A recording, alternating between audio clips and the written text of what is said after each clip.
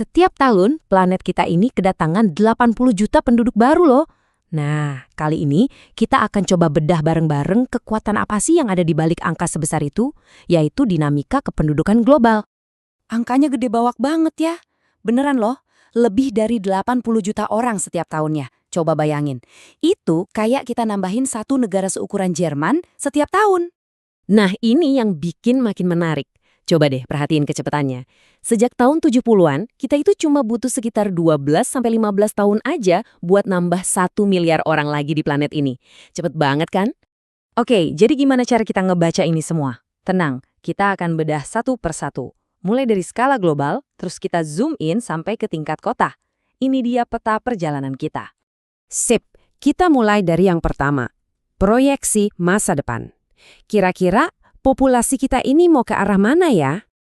Well, menurut proyeksi terbaru dari PBB, angkanya diperkirakan bakal terus naik. Kita bisa nyentuh 9,7 miliar di tahun 2050 dan bahkan hampir 11 miliar pas akhir abad nanti. Wow! Tapi pertanyaannya, apa sih yang bikin angka-angka ini gerak terus? Ternyata semuanya itu digerakkan sama sebuah mesin sederhana yang cuma punya 3 komponen utama. Nah, inilah yang disebut dinamika kependudukan. Gampangnya, ini tuh ilmu yang ngomongin soal keseimbangan antara faktor yang nambahin orang dan faktor yang ngurangin orang dalam satu populasi. Jadi, poin kuncinya cuma ini. Perubahan populasi dimanapun itu, mau di desa, di kota, atau di seluruh dunia, itu cuma hasil dari kombinasi 3 hal ini. Kelahiran yang nambahin, kematian yang ngurangin, dan migrasi yang mindahin orang. Sesederhana itu. Oke, sekarang kita lihat gimana mesin populasi ini ternyata jalannya beda-beda di berbagai belahan dunia. Dan ini menciptakan 2 cerita yang kontras banget. Di satu sisi, kita lihat negara-negara berkembang. Pertumbuhannya cepat, populasinya muda-muda banget. Tapi di sisi lain, negara-negara maju justru ngadepin tantangan sebaliknya. Populasinya menua, pertumbuhannya melambat, bahkan ada yang minus. Biar lebih kebayang, yuk kita coba zoom in. Dari level global, kita turun ke level lokal. Kita akan coba bedah gimana pertumbuhan penduduk di sebuah kota. Nah, ini contoh perhitungannya di Malang tahun 2020. Gampang kok. Pertama, kita hitung pertumbuhan alaminya, yaitu jumlah kelahiran dikurangi kematian. Terus, kita hitung pertumbuhan non-alaminya. Dari orang yang datang, dikurangi orang yang pergi. Tinggal dijumlahin aja keduanya. Dapat deh totalnya. Jadi, buat Malang, total penambahan 2.337 orang itu artinya tingkat pertumbuhannya rendah.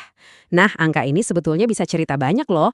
Salah satunya mungkin tentang tingkat pendidikan dan akses kesehatan yang udah bagus di sana. Oke, ini kan data tingkat kota. Tapi, pernah kepikiran nggak gimana caranya kita bisa dapat angka-angka seakurat ini untuk satu negara penuh? Jawabannya, para ahli itu pakai 3 alat utama. Ada sensus. Ini tujuannya buat ngitung semua orang tanpa terkecuali. Terus ada survei, yang ngambil sampel kecil tapi datanya lebih dalam. Dan terakhir, ada registrasi, yang nyatet terus-menerus kejadian kayak kelahiran dan kematian. Sensus sendiri ada 2 cara ngitungnya. Ada de facto yang artinya kamu dihitung dimanapun kamu berada pas hari sensus. Satunya lagi de jure, kamu dihitung berdasarkan alamat resmi atau KTP kamu. Terus cara ngumpulin datanya juga ada 2. Bisa pakai metode canvasser, di mana petugas sensus datang langsung ke rumah-rumah buat wawancara. Atau pakai metode householder, di mana kita disuruh ngisi formulirnya sendiri. Masing-masing ada plus minusnya. Jadi, buat apa sih repot-repot ngumpulin data sedetail ini? Jawabannya, karena ini penting banget. Data ini jadi fondasi buat hampir semua perencanaan. Mulai dari nentuin di mana harus bangun sekolah dan rumah sakit, sampai ngerancang kebijakan ekonomi negara. Nah, ini yang jadi bahan pemikiran kita bersama. Dengan proyeksi populasi yang bakal nyampe hampir 11 miliar orang, pertanyaannya bukan lagi berapa jumlah kita, tapi gimana kita akan pakai semua data dan pemahaman ini buat membangun masa depan yang lebih baik dan berkelanjutan untuk semua.